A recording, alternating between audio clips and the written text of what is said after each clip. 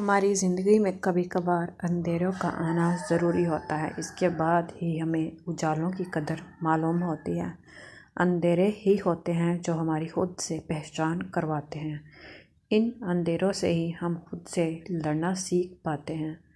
اندھیرے ہی ہوتے ہیں جو ہمیں اپنے رب سے ملنے کا موقع فراہم کرتے ہیں۔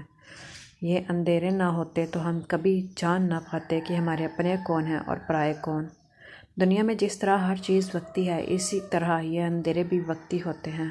ہمیں بس اپنے رب پر اعتماد ہونا چاہیے کہ ہمارا رب دن کو رات میں، موسم گرما کو موسم سرما میں بدلتا ہے، تو وہ اندھیروں کو اجالوں میں، غم کو خوشی میں، مشکلات کو آسانی میں بدل سکتا ہے۔ پھر ہمیں گھنے اندھیروں میں بھی روشنی کی کرنیں دکھائی دیتی ہیں اور بے حد سکون ملتا ہے۔